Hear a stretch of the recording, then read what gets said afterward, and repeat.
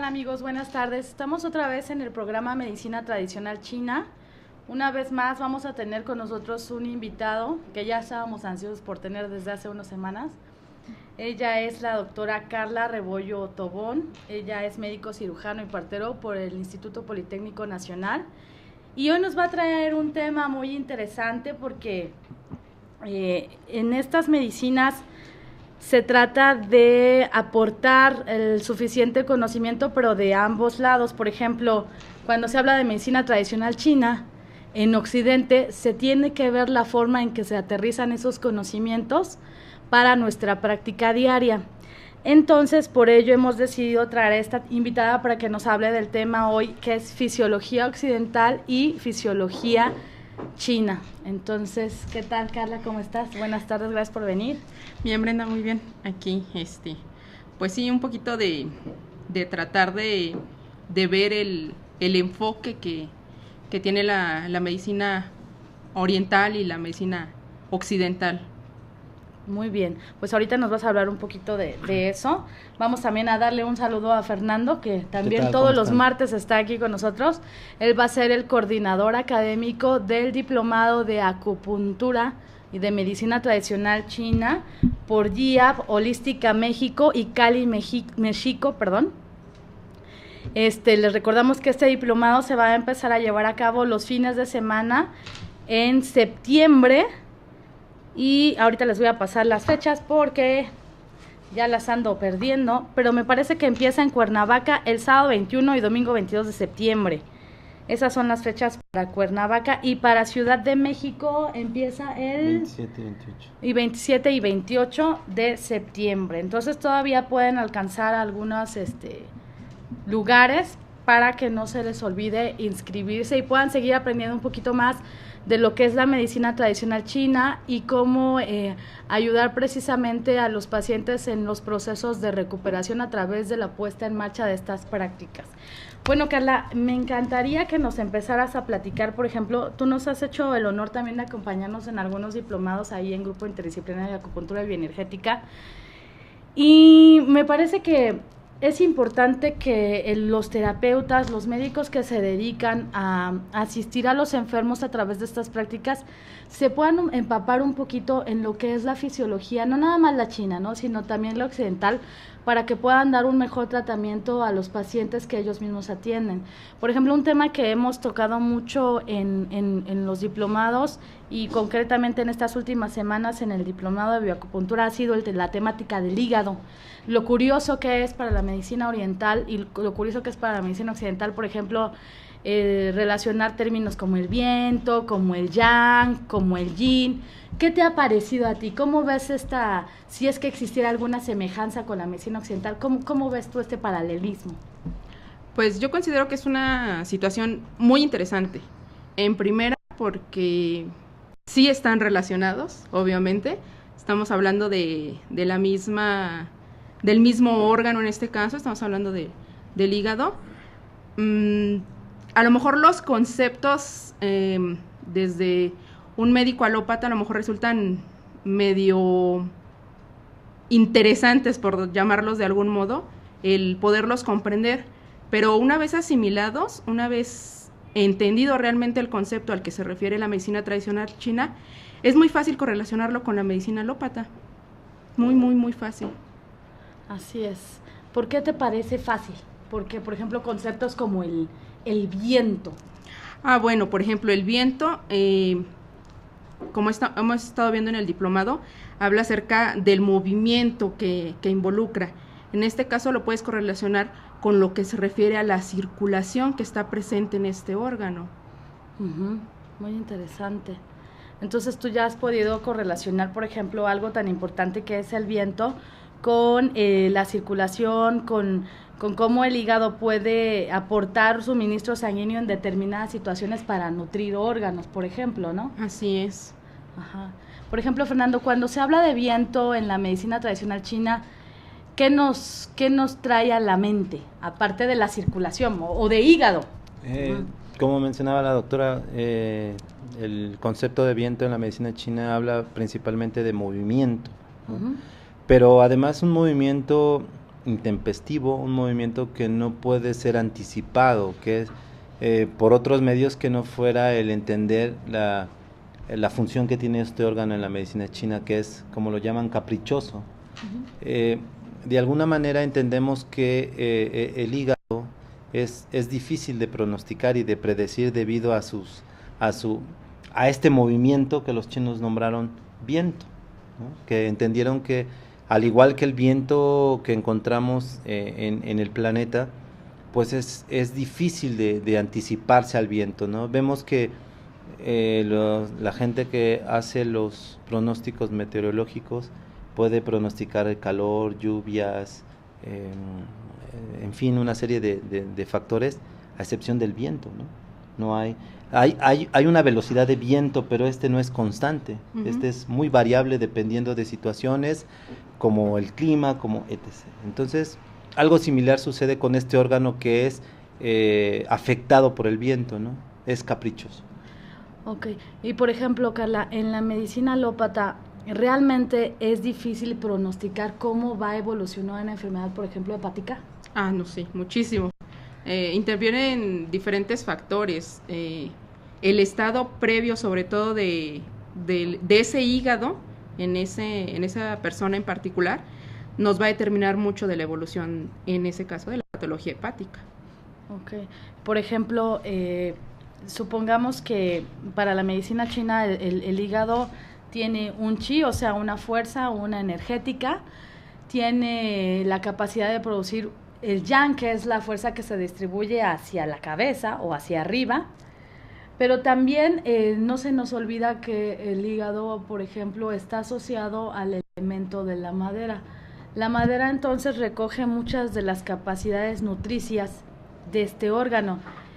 Es parecido, por ejemplo, o yo podría aterrizar ese concepto dentro de la medicina alópata, decir, bueno, el hígado es como la madera. Sí, porque si hablamos del concepto como madera, como suministro o como origen para otras estructuras, también podríamos aterrizarlo de esa manera en la medicina alópata, porque recordemos que el hígado se encarga de ese tipo de situaciones, por ejemplo, la nutrición, la glucosa, el transformar los ácidos grasos, el procesar la bilis, todo ese tipo de sustancias son una base que podría ser equiparada con la madera. Muy interesante. Y eso es verdaderamente lo que nos interesa a nosotros, a hacer llegar a la gente que está interesada en la medicina tradicional china, ¿no? Que no nada más se basa del mero sustento en sí de orgánico chino o fisiológico chino, ¿no? Sino que también hoy en día se puede estar aterrizando estos conceptos en la práctica cotidiana de la medicina. Por ejemplo, me gustaría que Fernando nos platicara un poquito de lo que hace el hígado en la medicina china cuando hablamos de un yang hepático. ¿Qué síntomas y manifestaciones hay? Y también si encontramos en una enfermedad hepática síntomas o manifestaciones parecidas, por ejemplo, ¿no? Que sería interesante comparar, uh-huh. ¿no? Sí, un aspecto comparativo. Uh-huh. En un aspecto comparativo podemos ver que para la fisiología china, el hígado tiene una característica que es muy importante para lo que tiene que ver con el diagnóstico, que es que siempre ataca la parte superior, principalmente la cara y la cabeza. En la fisiología china, observar la cara y la cabeza en general son territorios que el hígado tiene por costumbre alterar y dañar.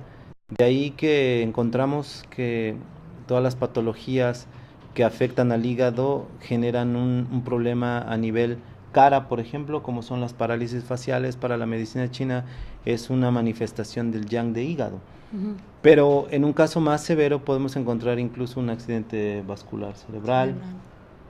También las migrañas, ¿no? Uh-huh. Los problemas en cara que incluyen ojos también, ¿no? Como algún problema en el aspecto de la vista propiamente, como puede ser la presión intraocular, que es algo que se puede manejar muy bien con acupuntura, incluso llevar a unos niveles bastante buenos esta presión cuando se eleva demasiado. También vemos el caso de patologías oculares como el estrabismo, que son bien tratadas con acupuntura, entendiendo que tiene mucho que ver el hígado en esta situación. La fisiología china nos dice que lo que sucede es que el hígado bombea un exceso de sangre a la cabeza y que termina afectando esta microcirculación que puede dañar desde los ojos hasta el cerebro en el caso de un accidente vascular. Entonces, esta es su fisiología que era y es entendida con un lenguaje muy simple, ¿no? Un lenguaje como decir un golpe de viento, ¿no? Que produce un lagrimeo, que produce una parálisis, una rigidez. En la fisiología china el viento genera rigidez y la característica del hígado en la fisiología china es que afecta a los tendones, a las fascias. Y cuando hay una rigidez es debido a un golpe de viento, es decir, que el hígado tiene una alteración en su función, está en hiperfunción. Okay. Y por ejemplo también vemos aparecer de pronto ictericia, ¿no? Así es. En algunas patologías sí que también tienen relación con el hígado o con la vesícula biliar, porque acuérdense que también estamos hablando de cuplas dentro de la medicina china, entonces hablamos de hígado y también podemos estar hablando al mismo tiempo de la vesícula biliar o por separado también, ¿no? Entonces, por ejemplo, la ictericia, ¿no? Lo que nos comentaba Fernando, los accidentes vasculares cerebrales. ¿Tú qué relación, Carla, como médico occidental, no alópata, como médico occidental, has encontrado ya bajo el esquema de lo que es la medicina tradicional china y ahora sí con la comparativa con la medicina que tú practicas?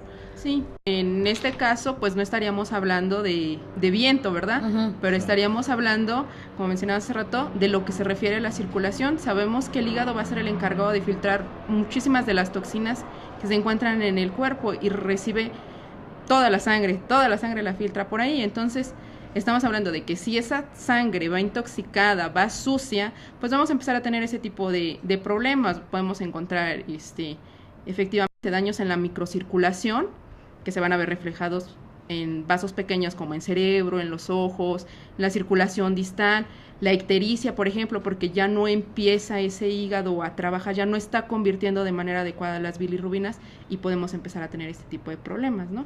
Entonces, ves tú de esa manera que cambiándole a lo mejor el nombre, pero la función, la fisiología tiene la misma base, tiene la misma fundamentación. Así es, ¿no? A veces suena un poco poético, romántico, porque uno habla de calor, de frío, de viento, de Shen incluso, ¿no? Por ejemplo, otra comparativa que a mí se me hace muy interesante dentro de la medicina tradicional china es el eje que los chinos ponen como del agua y el fuego. ¿Existe alguna correspondencia en ese eje agua-fuego en la medicina occidental, Carla? Por ejemplo, ¿el corazón realmente está emparentado con los riñones? ¿Los riñones ejercen algún tipo de comunicación a través quizás de la secreción de alguna sustancia al corazón? Ah, sí, claro que sí, están completamente relacionados. Estamos hablando de que, por ejemplo, puede presentarse algún trastorno renal, y entonces podríamos tener como consecuencia de este trastorno renal una hipertensión arterial, ¿no? Y el problema no está viniendo del corazón, está viniendo de ese riñón. Entonces sí están muy relacionados por ciertas liberaciones de ciertas hormonas, algunos estimulantes, pero sí están completamente relacionados. Aunque sí, como mencionabas, suena poético, ¿no? Agua y fuego, pero sí están relacionados. Así es, ¿no? Los chinos, por ejemplo, le dan al corazón el fuego, precisamente porque se trata de para ellos, una bomba que está todo el tiempo manifestándose a través del mover la sangre. Pero también le dan la cualidad del pensamiento. No, para nosotros sigue sonando poético eso, ¿no? Decir, es que el corazón y entonces los sentimientos y el Shen. Hoy en día, por ejemplo, hay estudios, ¿no? La neurocardiología y todo eso, que ya encuentran una relación más aterrizada en esa situación del corazón. Pero también, como decías ahorita, del corazón-riñón, por ejemplo, en una insuficiencia cardíaca podemos ver aparecer edema, ¿no? Sí, porque empezamos a tener un bombeo insuficiente y esa cantidad de sangre empieza a estar modificada, ya no tiene los componentes que debiera de poseer y entonces empezamos a causar fallas, por ejemplo, en el sistema renal. Sí, por ejemplo, también es muy interesante cómo para la fisiología china aunque no se habla de las vitaminas como nosotros lo entendemos, sí le dedican esta parte de tratar de entender que el hígado maneja estas sustancias que se manejan a capricho de los seres que las poseen, dicen ellos. Es decir, que el asunto de las vitaminas solo pueden ser estimuladas por el organismo en cuestión. No hay otra forma de hacerlo. Y aunque no se habla propiamente del término vitaminas, sí se habla de estas sustancias en la descripción como de las vitaminas, ¿no? Y ahora vemos, bueno, que el hígado sintetiza y además tiene mucha acción sobre muchas vitaminas, porque es uno de las más grandes incluso fábricas del organismo, ¿no? La más grande, el hígado. Por ejemplo, también hablando un poquito del hígado, el corazón y el riñón, porque este programa trata de la fisiología china y la occidental. A mí me llama la atención, por ejemplo, la fisiología en la medicina china, que es muy curiosa, de la vesícula biliar, ¿no? Que finalmente llega a ser el receptáculo de la bilis del hígado, pero que además es el comunicador entre el hígado y el sistema digestivo. Y los chinos, por ejemplo, dicen de la vesícula biliar que es el órgano de la decisión. Cosa muy curiosa, ¿no? Porque uno puede emparentar desde el occidental la decisión a muchas otras cosas, por ejemplo, al cerebro, pero jamás pensarías en que la vesícula biliar tenga que ver con la decisión. Y realmente, por ejemplo, la digestión, o una buena digestión, o una buena asimilación, ¿tendrá que ver algo con nuestra capacidad de decisión? En el aspecto coloquial, claro que sí, y ya si lo analizamos y lo aterrizamos, obviamente, no pensamos igual cuando tenemos la panza vacía. Por ejemplo. La verdad, ¿no? Simplemente, las células necesitan glucosa para poder funcionar, sobre todo las del cerebro. Entonces, si no están bien alimentadas, no vamos a poder razonar de manera adecuada. Entonces, claro, si lo vemos desde ese punto de vista, si lo abordamos así, está completamente justificado que ellos mencionen que la vesícula sea la encargada de la decisión. Claro. Entonces, por ejemplo, si tú tienes una buena digestión, es decir, tus enzimas están trabajando bien sobre lo que tú estás ingiriendo, obviamente ese desdoblamiento va a hacer que todas tus células se encuentren bien nutridas, ¿no? De tal manera que entonces la capacidad de pensamiento, de raciocinio, de decisión, depende enteramente de que todos los órganos funcionen. No se puede omitir ninguno, ¿no? No, claro que no. No, por algo, yo siempre les comento a los pacientes es que no somos una vesícula o un resfriado o una nariz, no. Somos un conjunto desde que entra hasta que sale, entonces desde la punta del pelo hasta la punta del dedo gordo del pie, ¿no? Entonces, tiene que estar todo trabajando en secuencia y de manera organizada, si no, no podemos llevar a cabo todas las funciones de la manera correspondiente. O sea, los chinos dicen los 5 elementos, ¿no? Como una cosa secuenciada, sí, ¿no? Como algo que genera y que termina dominando en una justa medida para que todo se equilibre. Pero retomando un poquito lo que decían de la vesícula biliar, hay un aspecto bien interesante que mencionan los antiguos textos, y es que la vesícula biliar también es el órgano, o es en este caso la víscera de los hermanos. Es decir, que se ve alterada cuando las personas tienen alguna discrepancia, cuando tienen alguna, incluso tienen que hacerse cargo o responsables de los hermanos, cuando estas personas saben que no es su responsabilidad. Lo mencionaban ahorita a nivel fisiológico, que es la encargada, sí, de esta bilis para ayudar a los alimentos. Y podríamos entender entonces también que los problemas de los alimentos tienen que ver con repartirlos entre los hijos. El padre, ¿no?, y la madre tienen que repartir los alimentos entre los hijos. Y la relación que hay entre esta bilis es su función fisiológica, pero también el simbolismo, ¿no? Las personas para la medicina china que llegan a padecer de la vesícula biliar generalmente tienen algún asunto muy personal con sus hermanos, no necesariamente un conflicto, como decíamos, puede ser que ellos se hayan hecho cargo de los hermanos, que ellos hayan tenido que ayudarles en las tareas, a cuidarlos, a cambiarlos, a alimentarlos, y de alguna forma saber que no era su papel, ¿no? Yo soy también tan hijo como mi hermano, y sin embargo yo soy el responsable de mi hermano. Como mayor, si a él le pasa algo, al que le pegan es a mí. al que regañan es a mí, Claro. al que reprimen es a mí, y de alguna forma tiene que ver también, como decíamos, con los alimentos. Y de hecho eso pasa con la vesícula biliar, ¿no? Es como el hermano menor del hígado, ¿no? Ahí te va la bilis y tú administrala. Y tú a ver cómo la Y tú distribuyes. cómo la distribuyes, ¿no? Entonces los Así. chinos son conscientes de toda esa relación porque ellos ven la naturaleza en un todo. No, la naturaleza orgánica depende de que el otro órgano esté bien. Si el otro órgano no está bien, pues si el hígado no está bien, la vesícula no está bien. Si la vesícula no está bien, no va a estar bien la asimilación de los alimentos y todo el conjunto o el paciente falla.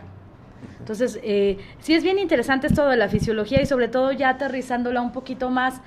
A veces nos cuesta trabajo, ¿no? A todos los practicantes de la medicina tradicional china y a los estudiantes de la medicina tradicional china, sobre todo a los médicos, ¿no? De primera entrada, cuando uno les dice, no, y es que entonces el Shen y no, pues se quedan, ¿no? ¿De qué hablan No, estos ¿de qué están loquitos? hablando?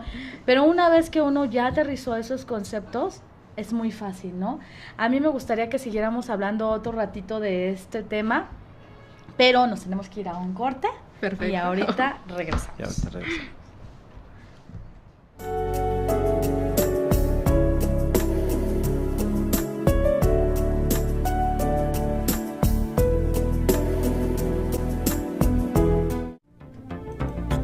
Malinali, el Colegio de Medicina Tradicional de Cali, México y Vegetalis de Morelos te invitan a participar en el Diplomado de Medicina Tradicional, Etnomedicina y Herbolaria de México y del Perú, que se impartirá con expertos curanderos de Morelos en el Distrito Federal en fines de semana programados de julio a diciembre de este 2013.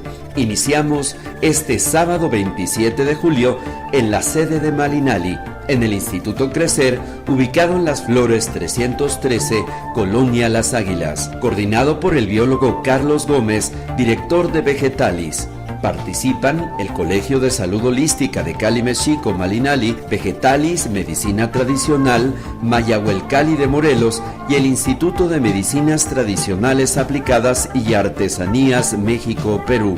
Participa en el Diplomado de Medicina Tradicional, Etnomedicina y Herbolaria de México y del Perú en la Ciudad de México. Informes en planeta2013.tv y al 6387-6635. Regístrate en línea, una de las mejores opciones en México para conocer y practicar la medicina tradicional.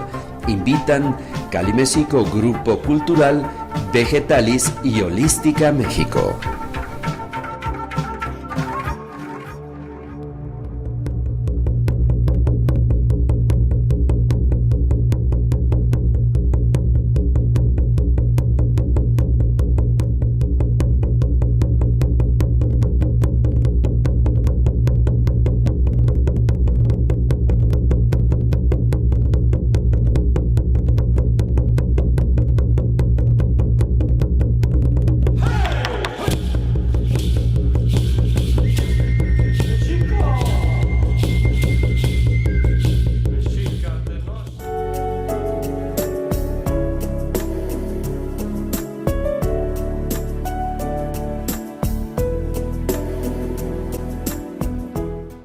¿Qué tal, amigos? Ya estamos aquí de regreso con este tema tan interesante con la doctora Carla, que es la fisiología tanto china como occidental.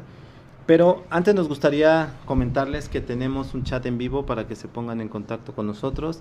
Nos mandan saludos desde Toluca, les mandamos a todos también por allá un saludo. Toluca. Y el chat en vivo que tenemos aquí en la página del programa, que es planeta2013.tv.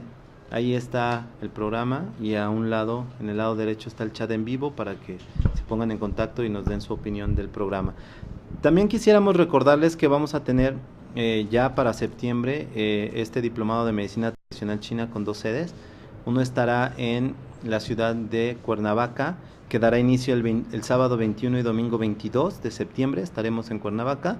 Ya la siguiente semana en Ciudad de México será el día sábado 28 y domingo 29. También tendremos otro para octubre de medicina tradicional china con los amigos del Centro Holístico Yuk, que estamos allá por el Velódromo. Un saludo para ellos también. Y estaremos allá en octubre, les estaremos dando ya las fechas con anticipación. Bueno, retornando a este tema tan interesante que es la comparación que encontramos entre la medicina china y la medicina occidental, la fisiología de los órganos, veníamos hablando un poco de lo que era esta vesícula biliar, ¿sí? Veníamos hablando de la relación que tiene, cómo incluso se compara con un suceso que tiene que ver al interior de la familia, que son los hermanos. La vesícula biliar es exclusivamente hermanos. Muy interesante, ¿no? Eso también es interesante porque ya hablamos también de que los órganos en la medicina china también tienen la parte del psiquismo, que eso en Occidente está descartado por completo, ¿no es cierto, Carla? Sí, no, la mayoría del abordaje médico hacia los pacientes no consideramos tanto el aspecto del psique del paciente, a menos de que sí esté muy involucrado en la patología que está presentando en ese momento, pero de menos sí lo dejamos un poquito de lado, y sí, en el aspecto de medicina tradicional china es una parte muy importante. Así es, por ejemplo, el psiquismo del hígado generalmente está relacionado con la ira, ¿no? Con la ira, de tal manera que cuando nosotros vemos a un paciente que es colérico, ya podemos decir, probablemente es que tenga detrás una patología del hígado, ¿no?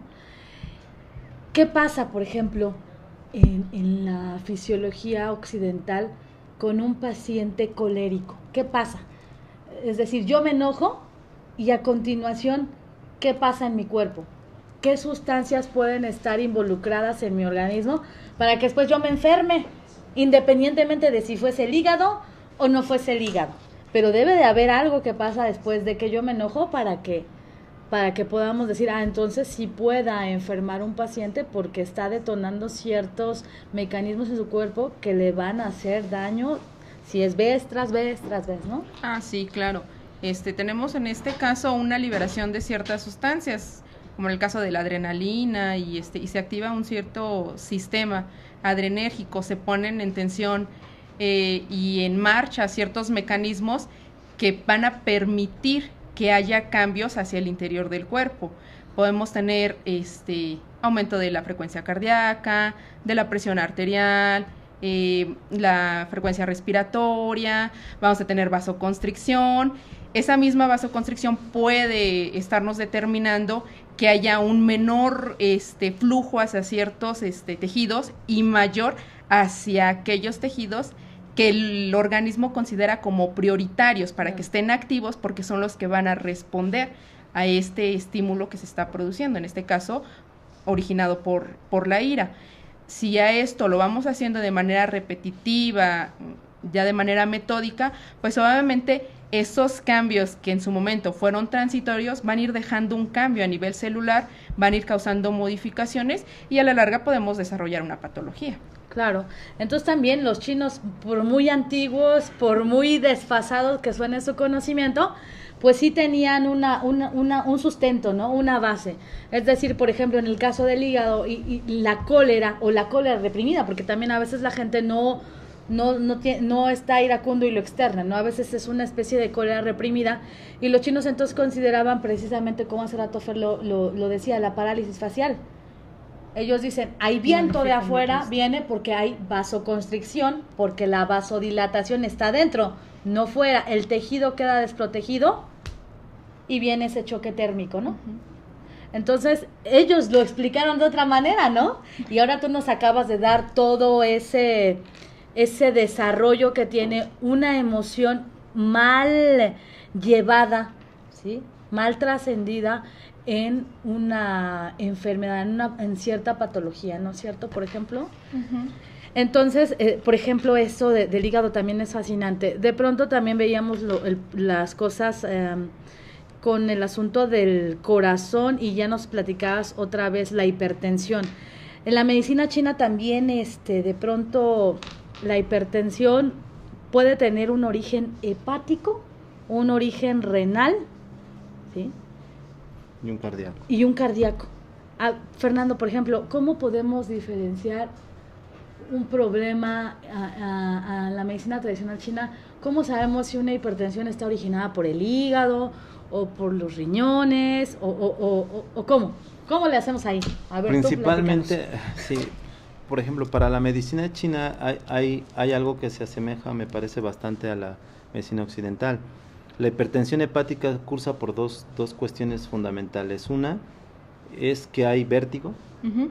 El vértigo es asociado totalmente al hígado, aunque comparte este territorio junto al riñón, ¿no? Tanto el mareo es riñón-hígado y el vértigo es totalmente hepático.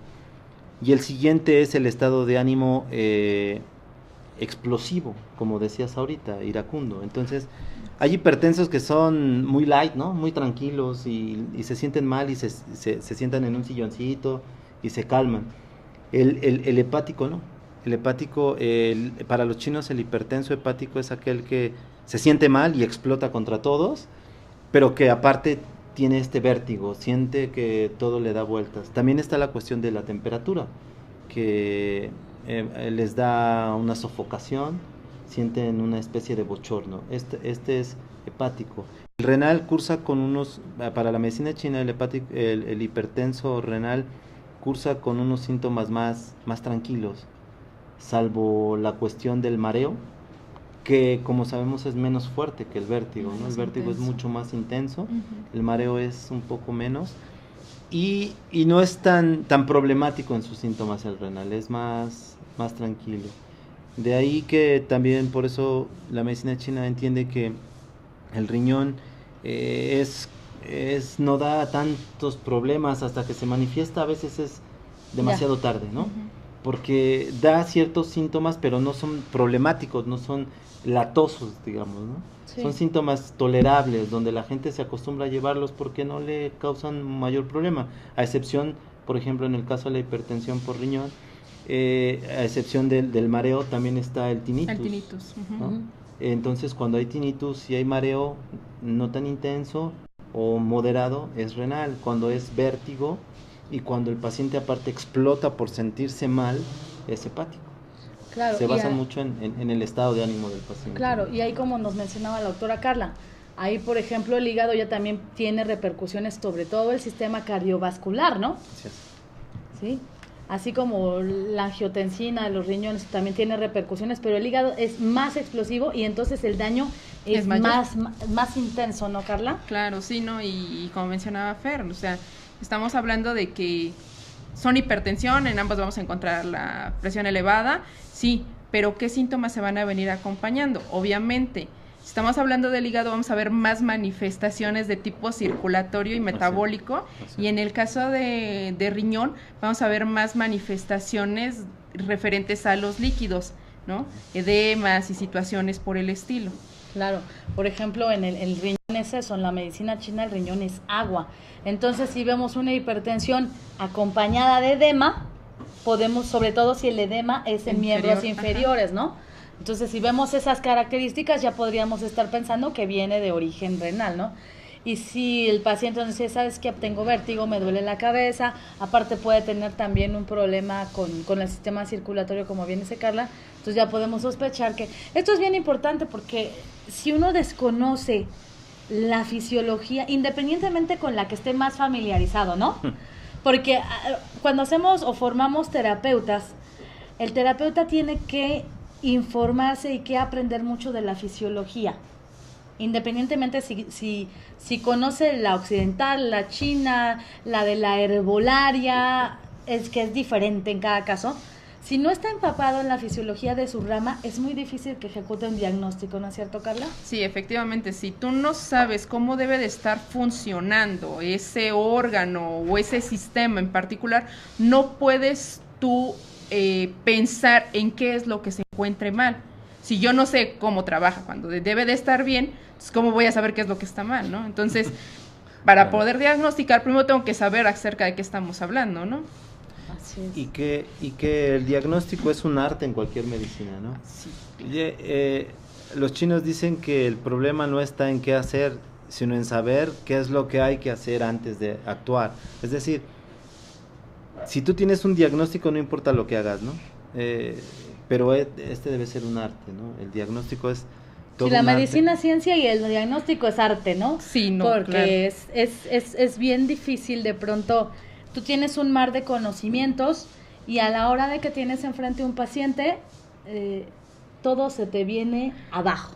Claro, sí, no, estamos hablando de que aparte de todo es una situación pues bastante compleja, ¿no? Porque no estamos hablando de que hay enfermedades, hay enfermos, ¿no? Claro. Entonces, tú en el libro lo puedes ver detallado, signos, síntomas, sí, bueno, y si por la pura casualidad ese paciente es el que no encaja en el que te describió el libro, Claro. no, entonces estamos ahí teniendo que poner todos los conocimientos en base a ese paciente. Si los pacientes trajeran tatuadas en la frente lo que tienen, pues estaría No, qué padre. facilísimo el asunto, pero no es el caso. El caso es como mencionábamos, si no sabemos de qué lo vamos a tratar, pues cómo lo vamos a poder ayudar, ¿no? Entonces, sí, independientemente del enfoque que se le quiera mostrar, pero sí tener una fundamentación para poder hacerlo. La finalidad es darle esa ayuda, es brindar una mejoría, un bienestar. Entonces, para eso, pues hay que saber cómo hacerlo. Claro, ¿tú considerarías, por ejemplo, que una persona que esté bien entrenada en la medicina tradicional china podría darnos, sin hablar incluso de un diagnóstico preventivo, independientemente de si trata al paciente o no, que esa ya sería una cuestión aparte? Pero la medicina china, que es una medicina energética, podría ayudarnos incluso a adelantar un paso y poder enviar el paciente antes de que se le presenten todas las manifestaciones de una enfermedad a tiempo. Ah, sí, regresamos a lo mismo. Si yo aprendo a observar a las personas, en este caso a los pacientes, y yo sé hacia dónde va a ir evolucionando ese padecimiento, puedo intervenir de manera oportuna, ¿no? Si yo veo, por ejemplo, que es un paciente que toda su familia ha tenido problemas con las grasas, ¿no? Triglicéridos, colesterol, y mi paciente come, desayuna y cena cosas grasosas, lo vemos que está sobrepasado de peso y demás, podemos tomar ciertas medidas e incluso, no solo medidas, hacer ya planteamientos reales y terapéuticos para prevenirlo. ¿Para qué me voy a esperar hasta que tenga una dislipidemia si estoy viendo todos los patrones que lo van a llevar a ella? Claro, ¿y para qué vas a esperar que un día el paciente se te infarte si puedes hacer algo desde el principio, ¿no? Esa es la importancia, ¿no, Carla? Como mencionabas, del saber de dónde viene el problema. Por ejemplo, uno no puede emitir un diagnóstico sin conocer la fisiología, y tampoco puedes hablar de una patología, lo mismo, sin conocer la fisiología orgánica, ¿no? De ahí que es bien, y a mí me pareció muy interesante cuando me propusiste el tema de la fisiología para poder aterrizar esos conceptos, ¿no? Que no es difícil, ¿no? Se trata de utilizar un poquito el razonamiento, ¿no? Por ejemplo, otra cosa que se toma mucho en cuenta en la medicina china, la fisiología, está el riñón como el que hace su dominio sobre el músculo, no, el sistema esquelético, los huesos. Ajá.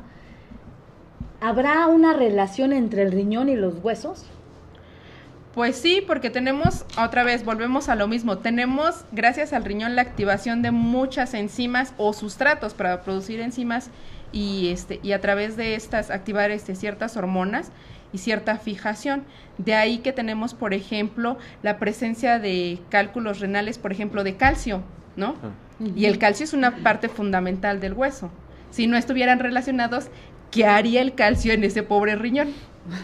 Cierto, ¿no? Claro. ¿Cómo llegó ahí? ¿Cómo llega ahí? Y que además, por ejemplo, la medicina china nos dice que los minerales, en Occidente ha entendido que habla de la sal como sabor del riñón. Sin embargo, hoy en día que se le ha tratado de dar más peso, más sustento científico a lo que es la acupuntura en muchas partes del mundo, se entiende muy bien que el riñón gobierna los minerales, o sea, en general todos los minerales, ¿no? Las sales. Las sales. Las sales minerales. Que hay estos minerales también en el cuerpo y que además se manifiestan a través de un sudor salado. Así es, ¿no? Pues vamos a un corte y ahorita seguimos hablando del riñón. Vamos a ¿Qué seguir les hablando parece? cuando regresemos.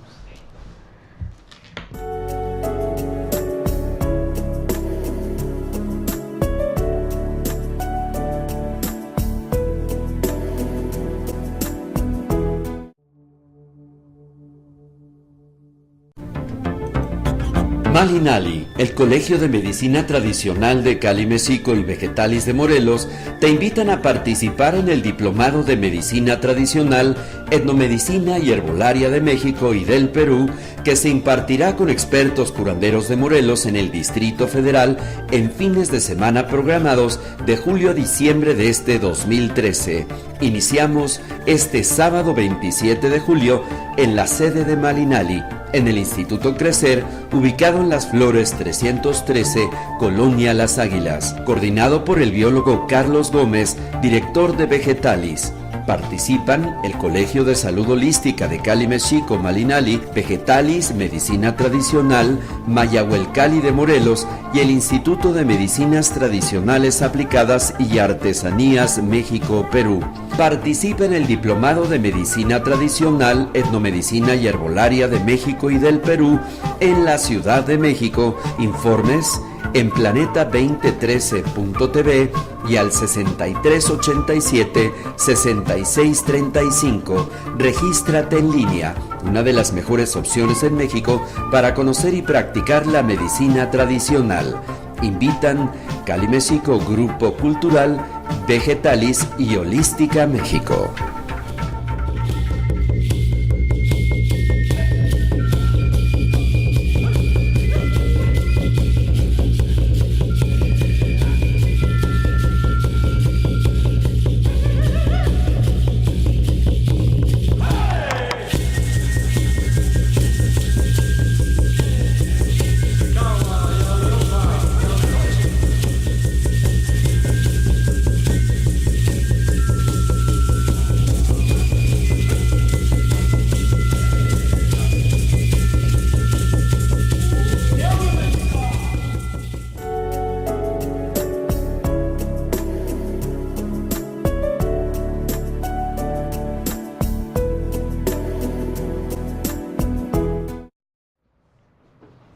Ya regresamos otra vez retomando el tema del riñón, que es tan importante, esencial para la vida, los riñones. De hecho, ya el paciente, un paciente que está en etapa terminal en alguna enfermedad, los chinos dicen que el riñón marca los tiempos, todos los tiempos, desde el nacimiento hasta la muerte, están marcados por el riñón. ¿Será tan así? ¿Qué pasa con una insuficiencia renal, por ejemplo? Uy, no, la cosa más... Yo creo que de las cosas más agresivas que le puede ocurrir a un paciente, ¿no? Porque estamos hablando de que efectivamente pues el riñón es como que nuestro medio de excreción, de poder sacar. Mencionábamos que el hígado es el que nos va a desintoxicar toda esa sangre. Bueno, sí, pero ¿y a dónde vamos a ir a arrojar todos esos tóxicos, no? Ya los quité de la sangre y ahora, entonces ahí es donde entra el riñón, ¿no? Vamos a filtrar todo eso, vamos a sacarlo del organismo y vamos a mandarlo fuera, ¿no? Cuando ya tenemos una insuficiencia renal, quiere decir que ese riñón ya no es capaz de llevar a cabo esa función, ya no tiene cómo cubrir esas necesidades, ¿no? Y entonces empezamos a caer en asuntos como diálisis o hemodiálisis. ¿Por qué? Porque yo ya no tengo esa opción para poder sacar esos tóxicos, y entonces esos tóxicos van en contra de la vida. Entonces, si ese riñón ya no trabaja, ya no hay vida. Así es, ¿no? Entonces también ahí vemos lo importante, ¿no? Lo esencial que es el riñón. ¿Ibas a comentar algo, Fer? Sí, es interesante lo que señala la doctora, porque para los antiguos taoístas, donde mucho de la medicina tradicional tiene su base filosófica en estos antiguos taoístas, ellos señalaban que la inmortalidad estaba precisamente en los huesos y en el riñón. Cuando se habla de inmortalidad, bueno, pues es un tema el cual no se le da una importancia como tal o una seriedad como tal. Sin embargo, es curioso que haya huesos fósiles de más de 10,000 años, ¿no? Donde lo único que da fe de que alguien existió o de que algún ser vivo existió son sus huesos, precisamente.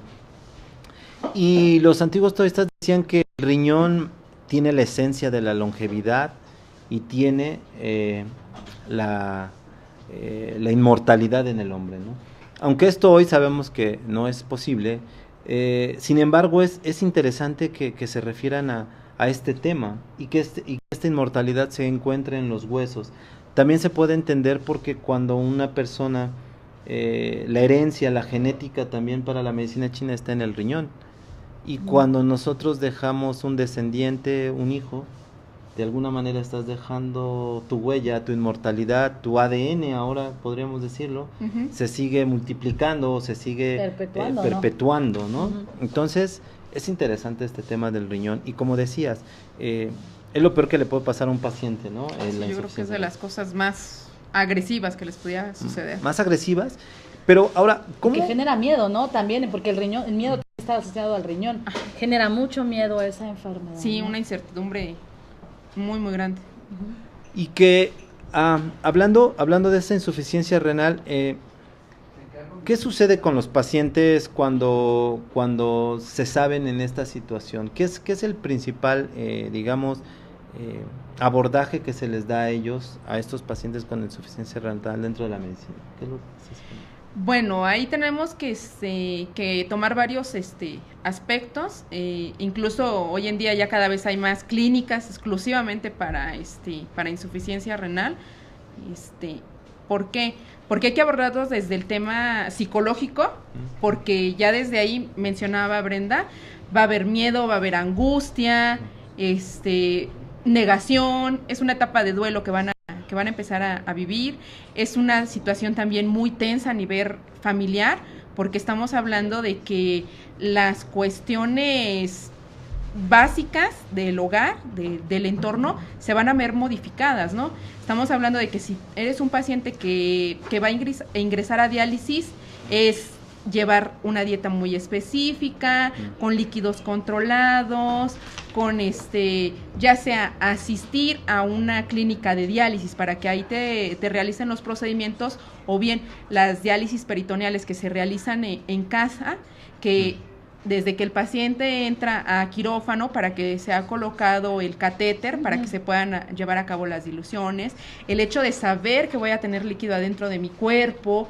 que va a estar cumpliendo o supliendo las funciones que ya no está llevando a cabo mi riñón, el hecho de que si ya se tapó el catéter, si me tienen que reintervenir, todo ese tipo de situaciones. La contaminación, ¿no? Porque también hay riesgo de... Claro, el hecho de que si yo antes me iba a una fiesta y me tomaba 10 cervezas y ahora no la puedo ver ni dibujada, situaciones por el estilo, son muchos aspectos que se empiezan a ver involucrados. Entonces, desde ese punto de vista, se empiezan a involucrar muchas situaciones a nivel personal en el paciente, a nivel psicológico, a nivel familiar, a nivel socioeconómico, ¿no? Claro. Porque todo eso se viene a ver involucrado en una situación tan grande como esta. Claro. Los chinos hablaban del riñón también como dos. Nosotros tenemos 2 riñones, pero los chinos hablaban como 2 funciones diferentes. Uno trabajaba el yin y el otro trabajaba el yang. Es la separación de la sangre y de la orina, ¿no? Donde la sangre es la que va a llevar el factor yang y la orina es la que va a llevar el factor yin, ¿no? Y una se distribuye hacia arriba y la otra hacia abajo, ¿no? Entonces, eso también es muy interesante, ¿no, Carla? Porque de pronto ellos, a pesar de que tenemos 2 órganos que cumplen con la misma función, ellos le dan una cualidad distinta o diferencian uno, a pesar que son los mismos, ¿no? Entonces ellos dicen, uno sirve para la sangre, otro sirve para el líquido, y de pronto, por ejemplo, vemos a pacientes intervenidos y donde se les quita un riñón. ¿Qué probabilidades, por ejemplo, hay de supervivencia cuando se quita alguien un riñón? Si se quita uno o si se quita el otro, ¿qué pasa ahí, por ejemplo? Ok, bueno, en este caso el asunto, se dice que todo ser humano puede sobrevivir con un solo riñón sin que se vea realmente muy afectado tu entorno o tu organismo. Por eso los trasplantes renales siguen siendo de parientes y vivos, ¿no? Uh-huh. Entonces, no tenemos tanto ese contratiempo de que no podamos seguir subsistiendo con un solo riñón, pero ahora a considerar este aspecto, ¿no? Si ya nada más tengo uno que tiene que hacer el trabajo de 2, entonces ahora tengo que cuidar más todavía. Claro, ¿no? Porque ya ese transporte, esa excreción, ahora corre a cargo de uno solo. Entonces las 2 funciones, tanto la sanguínea como la de líquidos, se ven afectadas totalmente, ¿no? Así es, entonces sí hay que contemplar ese hecho y obviamente ya los dos, o sea, si ya no es compatible. Así es, ya no se puede vivir con ninguno. Con ninguno, No, con uno todavía, pero ya, Con sin ellos ya. Sin ellos No, pero ya. como mencionabas es muy interesante porque los chinos, como señalaba Brenda, entendían muy bien que uno hacía una función yang y una función yin, tenían que ver con la excreción y con la sangre, pero también con una función en cuanto a la sexualidad y en cuanto a la genética, ¿no? Y en una disfunción renal, ¿no? En una insuficiencia renal, vemos que también hay una incidencia del riñón de un lado en específico, que es el que más suele tener este problema, ¿no? Esta alteración, que justamente tiene que ver con esto que ya los chinos entendían en la función del riñón. Se puede vivir con un solo riñón, pero No sin que se vea afectado el resto del organismo. Del organismo. Esto es bien interesante. Bueno, a mí me ha estado gustando mucho este tema y yo creo que este tema no es para un programa. No, Es definitivamente para no. muchos programas y que sí vamos a seguirte, ojalá que nos puedas seguir acompañando aquí, vamos a seguirte nosotros invitando, esperando que tú aceptes la invitación de regreso. Pero yo te agradezco, en primer lugar, que nos hayas acompañado, también que estés en nuestra clase, que siempre es un placer tenerte ahí porque tienes unas contribuciones muy padres a la clase. Y pues invitarlos, ¿no?, a que asistan también a los cursos, a los diplomados. Vamos a seguir haciendo este tipo de programas, que son programas que les van a servir mucho para enterarse de qué se está haciendo en las medicinas complementarias, de cuál es el punto de vista que tiene la medicina occidental también de ella.